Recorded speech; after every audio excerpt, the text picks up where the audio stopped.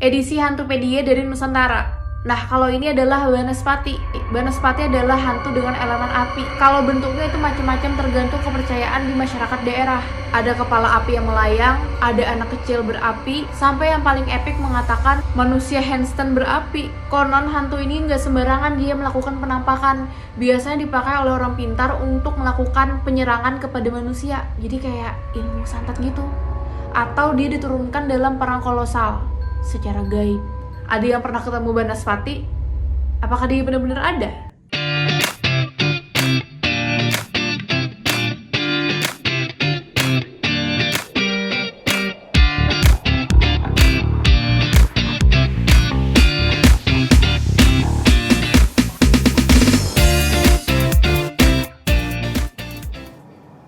Halo, selamat sore Sobat 7 Kepo. Gimana kabarnya? Bersama gue Rian, makasih banyak yang udah nonton di livecast via Facebook, Instagram, dan juga YouTube. Nah, hari ini kita akan kepoin salah satu perempuan cantik yang sering cerita horor di YouTube-nya, tapi dia sering review skincare nih di Instagram-nya. Penasaran siapa dia? Yuk kita lihat dulu yang satu ini. Hantupedia tahu nggak sih dengan hantu Indonesian satu ini? Dia adalah anak Sima. Bentuknya memang seperti bocil, tapi ternyata dia punya kekuatan atau sesuatu yang menakutkan, yaitu dia si pemakan jantung. Biasanya di Kalimantan Selatan khususnya, kalau malam-malam mendengar suara anak-anak yang menangis dan berkata, Uma, Uma, Uma, itu nggak boleh didatengin, karena dipercaya itu adalah anak Sima. Karena kalau misalnya ada perempuan yang datang dan si anak Sima mengira itu ibunya, dia akan minta gendong, tapi tidak akan bisa lepas lagi dan si anak Sima akan memakan jantungnya. Ih, serem ya. Kamu pernah dengar mitos ini nggak sebelumnya? Please welcome Gusti Gina. Halo Gina. Halo Sobat 7, halo Karian. Halo, how are you? Gimana kabarnya? Baik, alhamdulillah, sehat.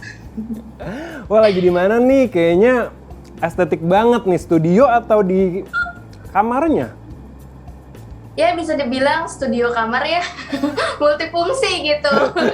Kayak studio untuk konten creator nih, karena di sebelahnya ada dinding buat kedap-kedap nih. Iya, benar-benar. Gina, kita mau nanya, pasti Sobat 7-nya juga penasaran dan udah pasti kepo nih mau kepoin Gina. Kan kita lihat nih di YouTube, Gina sering banget ngepost konten-konten dan mungkin sering talk show juga nih bareng narasumber-narasumber tentang konten-konten mistis nih. Ya, dilihat-lihat sih sampai dengan 200.000 subscriber. Nah, boleh diceritain nggak sih kenapa awalnya tertarik tentang ngebahas konten horor gitu? Oke. Alhamdulillah sekarang udah 200.000. Ya saya senang, tapi juga makasih buat teman-teman yang udah mampir di channel saya. Tapi sebenarnya Kak, aku itu nggak kontennya horor di awalnya. Jadi awalnya itu kontennya soal beauty, karena aku suka skincare kan. Terus juga makeup dan psikologi, karena itu aku awalnya kuliah di psikologi. Makanya konten awalnya itu bukan horor. Cuman lama-kelamaan tuh kayak pertumbuhan kontennya tuh gitu-gitu aja gitu loh, akunnya tuh gitu-gitu aja. Sampailah nih aku bikin konten yang ngangkat misteri yang ada di tempat tinggal aku di Kalimantan Selatan. Itu namanya Kota Gaib Saranjana. Mungkin ada yang pernah nonton. Jadi itu kayak urban legendnya gitu loh di tempat kelahiran aku. Cobalah nih kemarin bikin kontennya. Dan ternyata sambutannya tuh bagus dari audiens. Dan views itu bagus gitu. Aku coba lagi bikin kedua nih tentang Saranjana. Itu kan masuknya ke misteri dan horor kan. Ternyata bagus lagi. Lanjut. Ya udah deh keterusan sampai sekarang bikin konten horor. Jadi gitu awalnya. Nice. Berarti strateginya ini manjur dan udah pasti kelihatan lah ya hasilnya.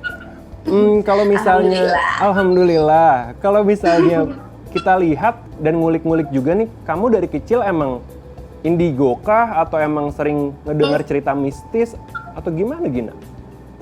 Oh enggak, aku bukan indigo, jadi aku ini orang biasa aja sama manusia kebanyakan gitu kan. Sama aja kayak para subscribers atau penonton yang juga nggak bisa. Nah karena aku orang yang biasa gitu kan, tapi namanya manusia tuh punya rasa ingin tahu kan, apalagi dengan hal-hal yang misterius gitu.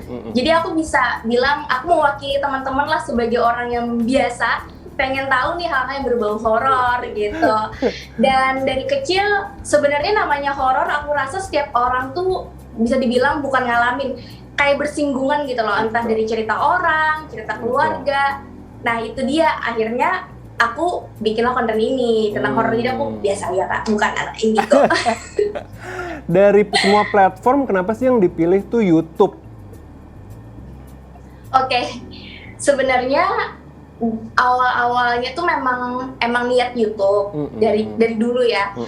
Cuman akses aku di zaman dulu tuh nggak kayak sekarang. Nah terus juga aku pikir YouTube itu sejauh ini yang aku tahu adalah platform satu-satunya yang ngasih ibaratnya cuan lah buat para kreatornya gitu kan. Kalau misalnya di Instagram dan platform lain kayak TikTok itu kan kita buat dapetin gaji dari apa yang kita bikin harus dari kerjasama dengan brand misalnya. Tapi sekarang sih saya lagi ngerintis nih untuk TikTok dan juga Instagram. Untuk Instagram sendiri itu selain Instagram pribadi di Gusti Gina itu lebih ke personal space saya. Ada juga Instagram yang khusus ngebahas mitos, misteri horor di @mitosmisteri. Nah itu khusus tuh saya bikin hal-hal yang berbau horor. Jadi ya lagi ngerintis lah buat platform lain. Yang namanya kreator kan harus up to date apa yang lagi rame sekarang, jadi harus diikutin gitu. Betul, nice.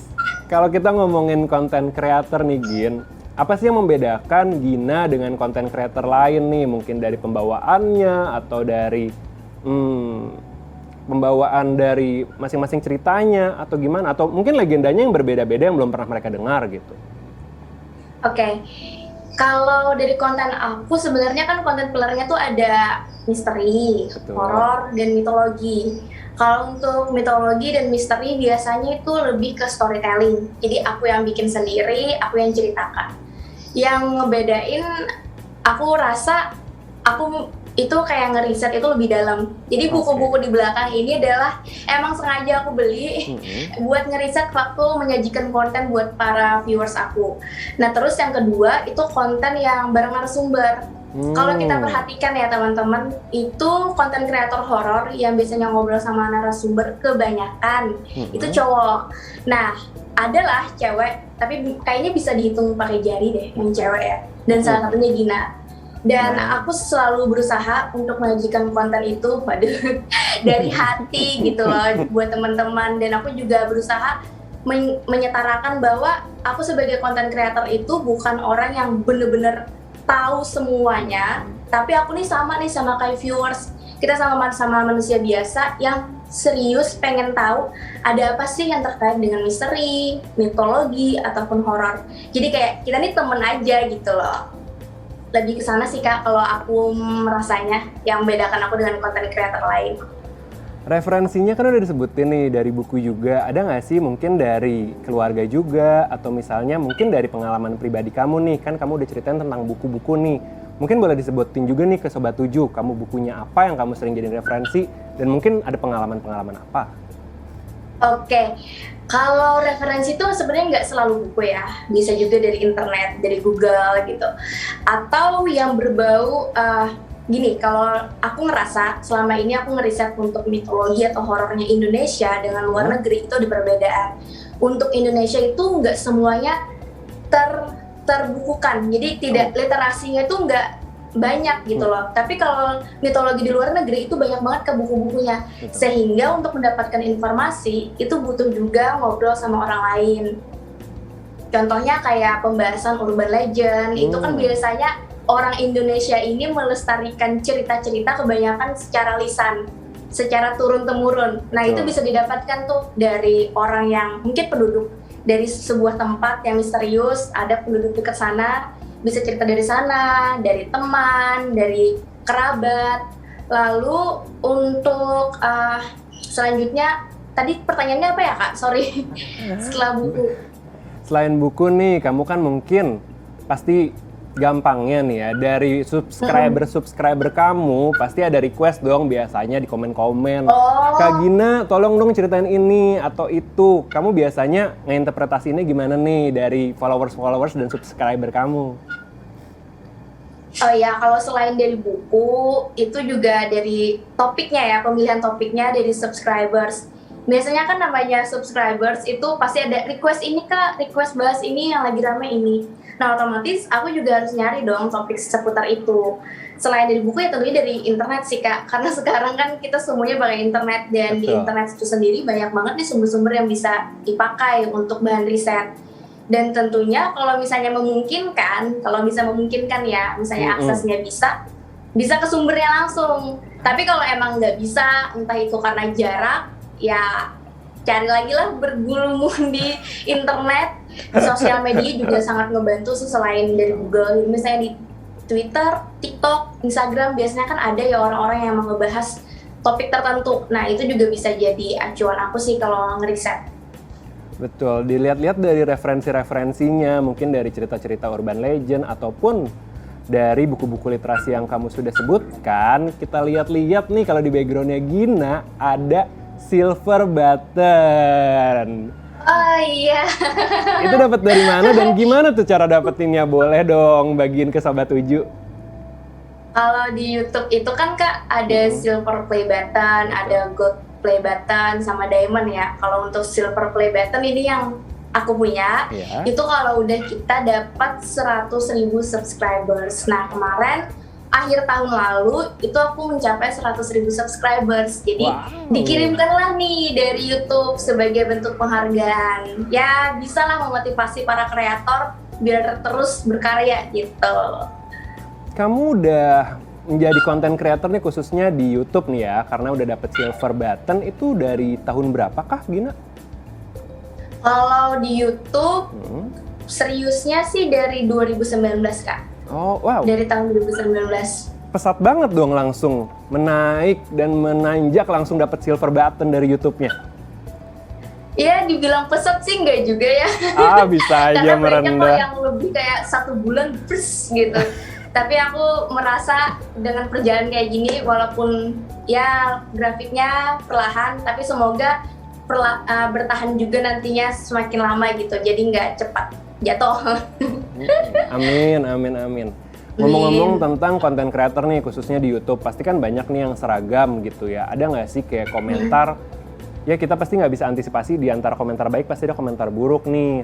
Ada nggak sih yang Gina lihat dari komen-komennya mungkin ada yang nyeletuk gitu, ini sama aja dengan cerita-cerita urban yang lain ataupun content creator yang lain gitu. Pernah nggak sih ada atau selama ini positif-positif aja? Oh pasti sih kak, yang namanya komentar itu kan nggak selalu positif gitu, pasti ada yang negatifnya. Kalau ada yang bilang, oh ini sama kayak content creator lain, ya Gina sendiri sih nggak apa-apa, biasa aja gitu.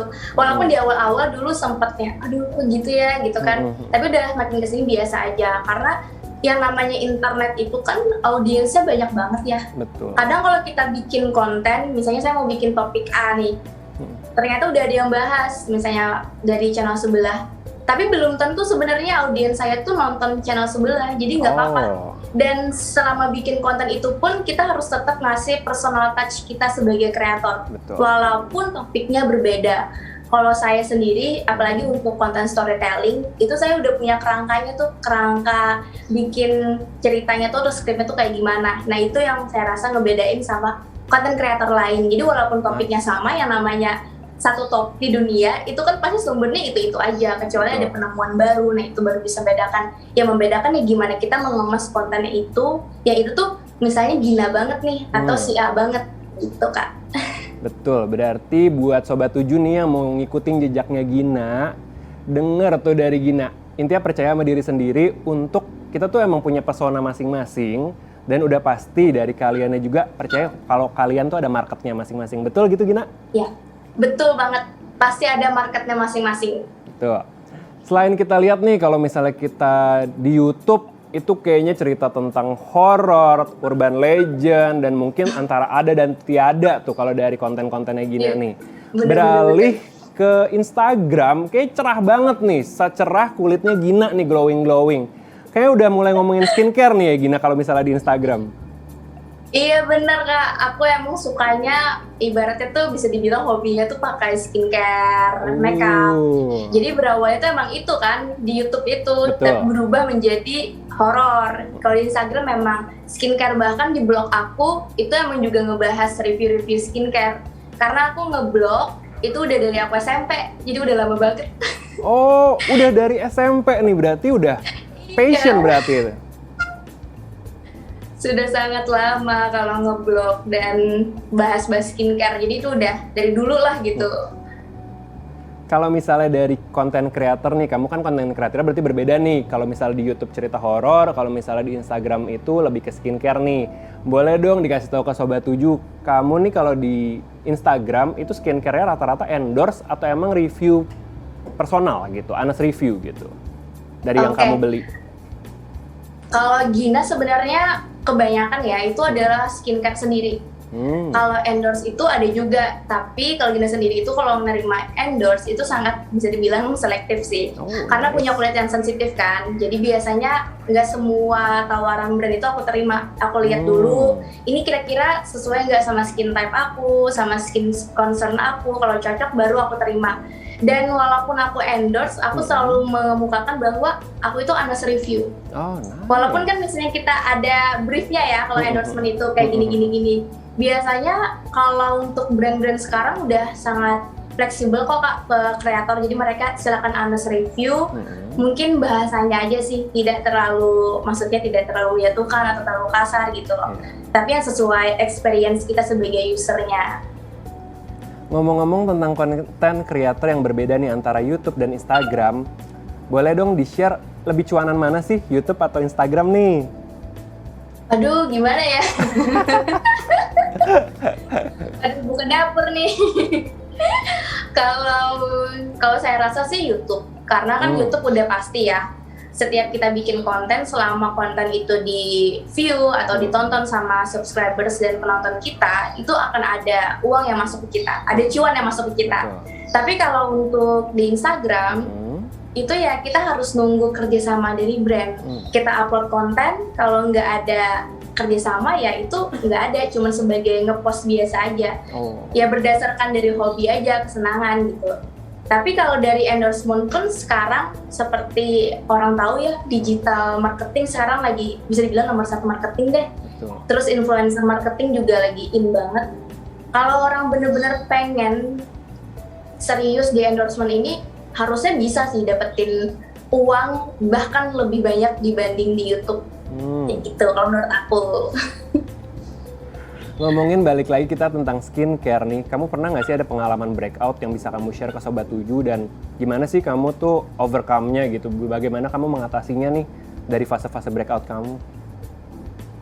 Breakout, pernah sih Kak beberapa kali, entah itu biasanya karena lifestyle aku kayak makan yang berminyak, pedas segala macam, atau ketidakcocokan sama skincare.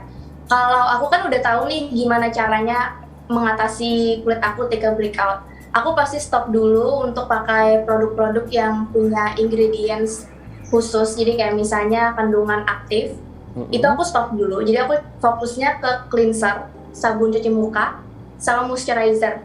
Itu aku fokus dulu sampai sembuh. Nanti kalau udah sembuh baru aku pakai skincare yang lain.